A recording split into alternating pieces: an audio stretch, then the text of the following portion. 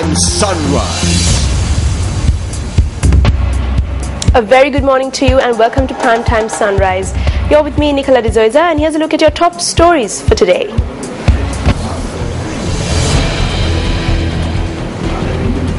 An investigation launched on the officers who issued a fake national identity card to the wife of former Minister Wima Weerawansa. Soldiers who saved the life of a Dutch national at world's end to be felicitated. The Ceylon Teachers Services Union requests the immediate abolition of school-based assessments. A program to provide electricity under a one-day program to commence from the 6th of next month.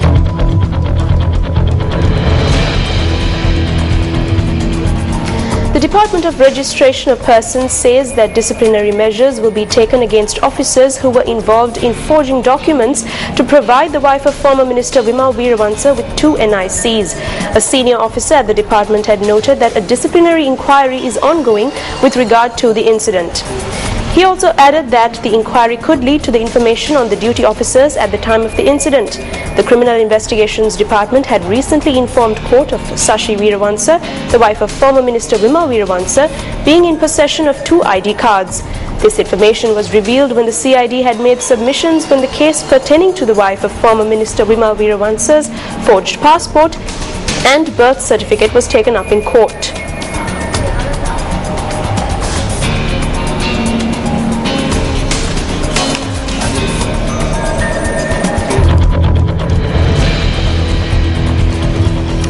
The army soldiers who risked their lives in rescue operations to save the life of a Dutch national who took a tumble off world's end will be felicitated by Army Commander Lieutenant General Krishanta de Silva today. Acting Army spokesperson Brigadier Jainath Jayavira said that the army personnel were from the 3rd Singha Regiment. Navy personnel also assisted the army officers to rescue the Dutch national.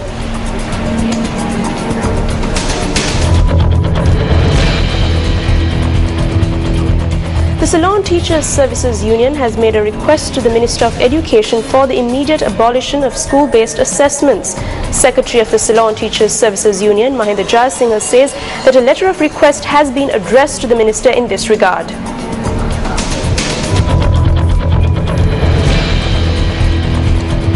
A special program to create awareness on the recommendations put forth by South Africa in order to create reconciliation in the country will be held on the 26th of this month at the Ministry of Foreign Affairs. Deputy Minister of Foreign Affairs Ajit P. Pereira said that discussions will center on issues pertaining to accountability and war. The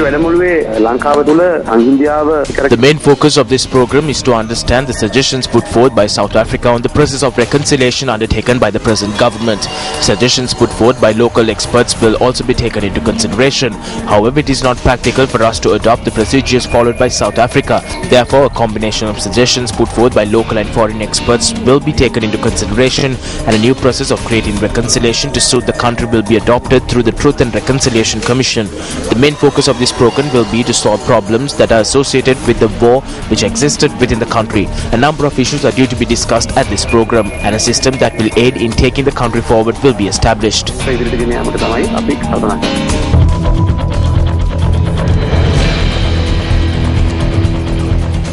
Meanwhile, the Sri Lanka Army says that a group of army personnel will leave the island today on peacekeeping duties to Lebanon.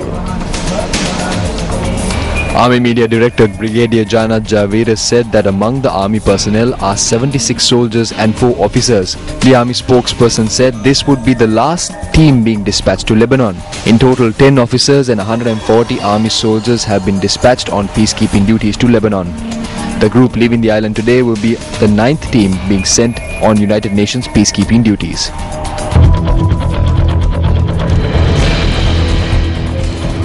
Minister of Power and Energy Palitha Range Bandara says that by the 6th of next month, a one-day program will be implemented to provide the electricity supply to households.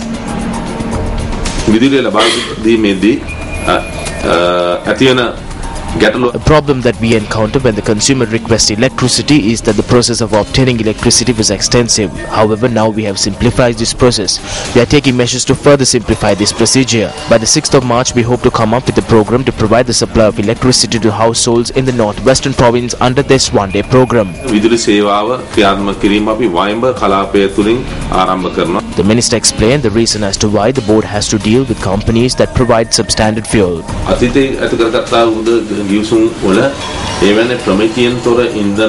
In the past, if substandard fuel was brought into the country, the Petroleum Corporation stood a chance of obtaining a compensation from the relevant company. However, during the previous administration, the contract signed did not include such agreements. Therefore, the chance of charging a fine was blocked. Therefore, without taking measures to stop these companies from providing fuel, steps were taken to extend the contracts with 3 companies and obtain fuel from them. Therefore, even at present, these companies in question attempt to bring in substandard fuel. However, we did not obtain them. Our corporation suffers no loss when we send back oil that is not up to quality. We accept oil that is up to standard. Therefore, we need to continue obtaining oil from these companies' oils. This may backfire on us.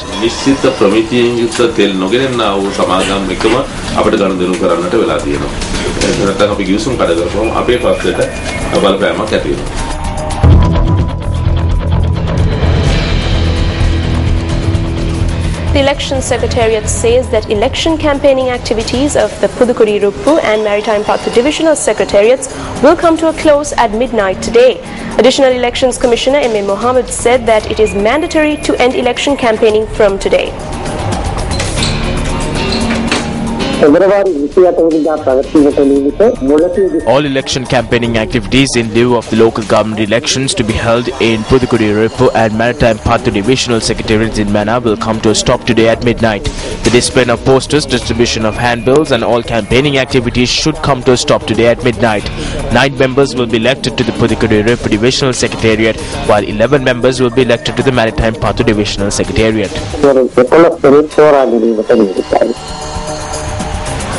Meanwhile, the Election Secretariat says that the distribution of ballot papers for the Pudukkodi Ruppu and Maritime Pathu Divisional Secretariats has been completed.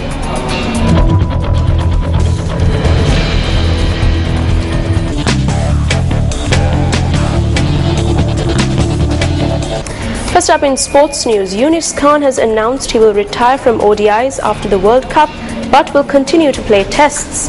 Yunus, aged 37, hinted at the decision earlier in the month through a post on his Twitter account, despite saying in January that he had no intention of shelving the one-day game, having earned a recall to the side last year.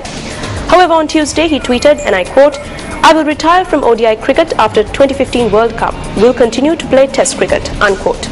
Yunus currently has 7,203 ODI runs at 31.31, including 700s, making him Pakistan's 6th highest scoring in the format.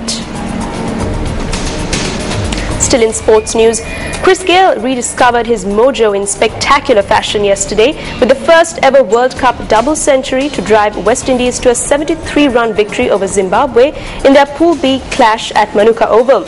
Speaking at a post-match briefing, West Indies record run scorer Chris Gayle expressed relief at not being given out LBW in the first over against Zimbabwe and hopes to repeat the team's success against South Africa. When I look at it, when I look at the replay, I was like, "Oh, you're kidding me." Well, those were not the exact word, but a swear word. And I said, "Come on, you're not again." So, and then eventually saw umpires call, and it was like a big relief, you know, a sigh of relief. And then, listen, me, I'm going to take the bull by its horn from here on, and then that's how everything actually started. I mean a lot. You point out the stats. You know, it's been a while since I haven't been among the runs. Maybe 1 year and a couple of months now, still playing with an injury. So I've been restricted in a lot of areas, you know, preparation-wise, and then, you know, showing the cricket in my cricket, game of cricket, and eventually didn't get the chance to actually, you know, score the sort of runs, you know, which everybody expect me to. But like I said, hope this is the start of a new beginning, and, you know, try and build on this as much as possible, and then, you know, put the team in a good position, and then we look forward to against South Africa. Yeah, it's a big concern. We have to improve how we are bowling at the depth, and the sooner we do it, I think the better for the team. And, you know, looking at the games that we have played, it has cost us. Well, that's a wrap of your Primetime Sunrise. Thank you for joining us. For the Newsfirst team, I'm Nicola D'Souza. I hope you have a great day. Hotline 0114-896-896. www.newsfirst.lk. Feedback at newsfirst.lk.